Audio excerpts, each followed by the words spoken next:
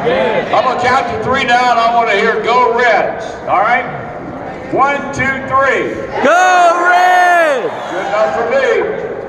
We are so happy to be here. I'm sorry we're late. Got away from Pikeville. They had 13,000 people down there, so we had to take care of all of them. And we're glad to be here for the 2020 Reds Caravan, presented by Cincinnati USA Regional Tourism Network.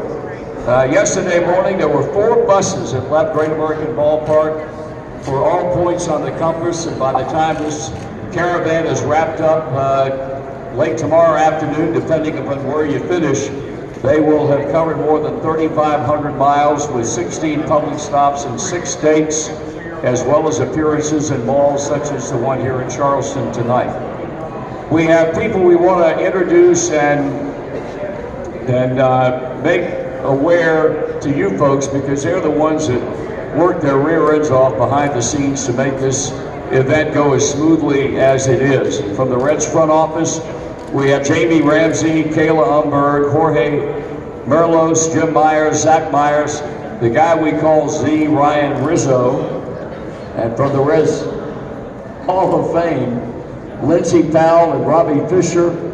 From the Cincinnati USA Regional Tourism Network, our sponsor for this event every year, Lori Salzarullo and Brandy Toll. And of course, last but not least, I have to do this a million times a day. It pains me every time I do it, right there, Gabber.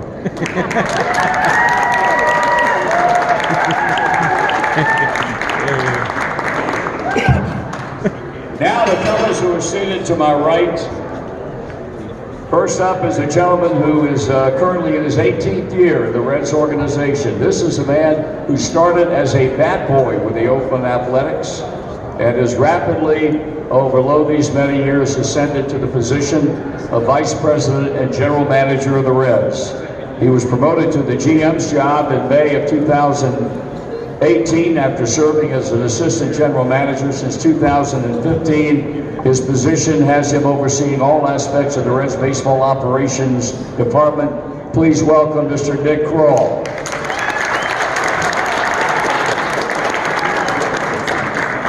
In 2005, he was inducted into the Cincinnati Reds Hall of Fame. Spent 9 of his 17 Major League seasons with the Reds, 2-time National League All-Star, 3 Gold Gloves, 2 Silver Slugger Awards. Hit one of the big home runs in the history of this franchise when in Game 1 of the 1990 World Series against Oakland at Riverfront, he homered in the first inning on Dave Stewart to set the tone for the World Series, and the Reds went on to win it in 4. He, of course, is the Reds Hall of Fame outfielder and a special assistant for player performance. Big hand for Eric Davis.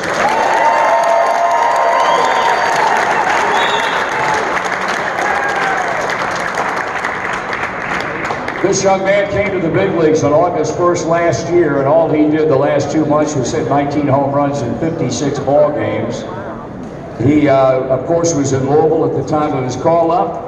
He was an outstanding player, prompting the call-up with the International League Louisville Ball Club, and in that league, he was named by the Reds as their 2019 Chief Bender Award winner as a Reds Minor League Player of the Year. He established modern Major League records after coming to the Reds in August for fewest career games to 14 home runs, 28. And also, he had the fewest career plate appearances to 15 home runs with 122. He is known as the Punisher. His name is Aristides Aquino.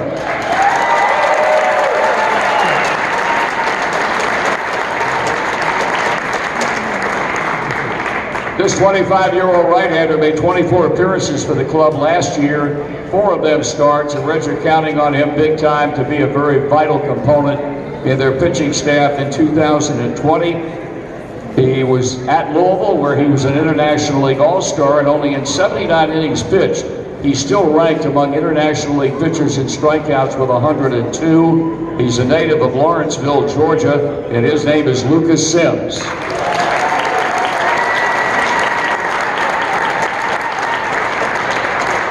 Last but not least, a young man the Reds drafted not once but twice.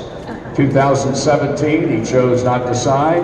They drafted him in June of last year, and he elected to sign into the Reds organization, and they are very, very happy to have him. He played collegiately at the University of Cincinnati, where last season he was named the American Athletic Conference Tournament's most outstanding player, as well as a member of the All-AAC academic team. He had a go-ahead RBI triple in the ninth inning on the 31st of May last year in an NCAA regional game against Oregon State. That hit was his fifth of the game in as many plate appearances.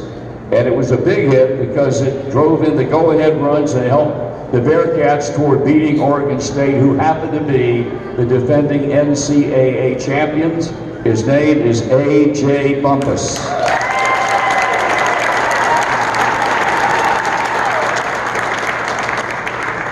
So that's our cast of characters. Now what we're going to do is take 3 or 4 questions and then get to the signing and the handshaking and the smiling. Right after that, who has the honor of asking the very first question? Do we have a hand here? Z, you got it? I got you. I'd like to know Eric Davis's opinion of the other number are next to him.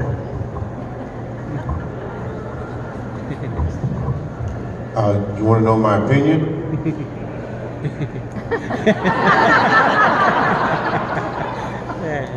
Pretty good.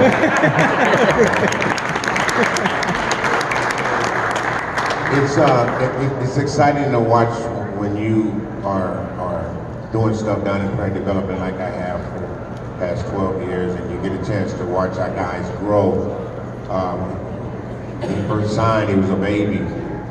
And you watch his game progress, and then you see how hard he works and how much he takes pride in his job. And then you can see when he got to Cincinnati, and then he started to reward the organization in the city of Cincinnati, which got a chance to see him at this ultimate level do some very special things. And bar injury, and having him continue to work and get better, you're going to continually hopefully see this for a very long time. Who's got the next question? Next question. Z, where are you? Right here to your left. Okay. This one's for Lucas. What would you advise would you give a 15-year-old pitcher who can already throw 80 miles an hour? Get ahead early and often, strike one. That's always important. Throw a lot of strikes. Just continue to work hard. I remember when I first got drafted, John Smoltz told me that, it's kind of cliche, but there's always somebody out there that's working just as hard. Wants that same dream of becoming a Major League Baseball player, just like you want. You just got to go out there and always, work your tail off. Work your tail off to accomplish your goals and your dreams. All right, thank you. I got straight All right, back. Z, go ahead. Cooper would like to ask a question. Mr. Aquino here. What is the best way to catch a ball in the outfield?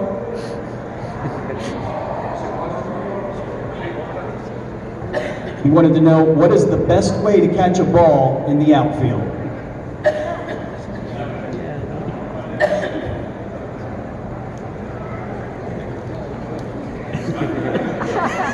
The best way to catch the ball in the outfield is catch.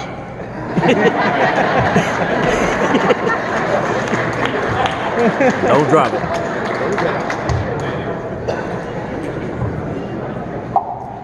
Come on, Z. All right, we're going to do two more questions here. How good do you think you'll progress in the next season? Who would like to field that one? How well will you progress next season? Who? Who did you want to ask that to before?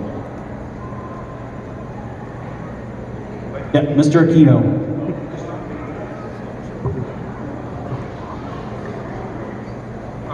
I'm going to progress this year, helping the team to win get the playoff and win the World Series. Is this the last one? This will be the last one when we find it. Here we are, right here. I've got a question for Marty or maybe Nick. Wondering what your all's opinion is of the proposed minor league changes, eliminating some of the teams. Like, I'm sure you know Charleston's on the list, as well as Lexington. Looks like Reds Country's hit pretty hard by these potential changes. Just wondering what your all's opinion is on that. I'll give you my opinion first, because I'm sure mine will be very different from what he has to say. I think it's a greedy approach by Major League Baseball, but I think the commissioner's a clown. I think it was an ill thought out process, because he came out with his plan on eliminating 40-some minor league franchises, and as soon as members of the Congress started to take an interest in the whole thing, then he started to temper his comments and he started to back off. So that in itself made it ill-advised, and I don't give a darn what their reasoning is. I almost did it. It's all about saving money. They can say whatever they want to say. They talk out of both sides of their mouth how we need to open our arms and grasp the young kids and try to make them show interest in a game of baseball which has been waning over the years because of competition from soccer and most recently from the game of lacrosse. And then they're going to eliminate minor league clubs, which takes that possible interest away from young people. I think the whole thing's a joke. Now you're going to get a different answer here.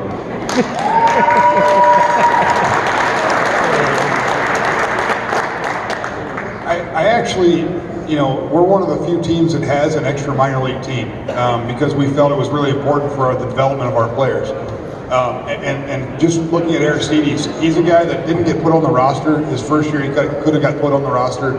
We took him off the roster at one point, and it was to continue to help him develop in the minor leagues. And we feel that, you know, the minor leagues is extremely important for us. And you know, when you don't have all of the levels, it's going to rule out some players, I think. So, you know, for us, it is something that's really benefited him and other guys in our organization as well. And I know it's not finalized. The commissioner's office is working on it, so I think that's where we're just waiting to see what happens.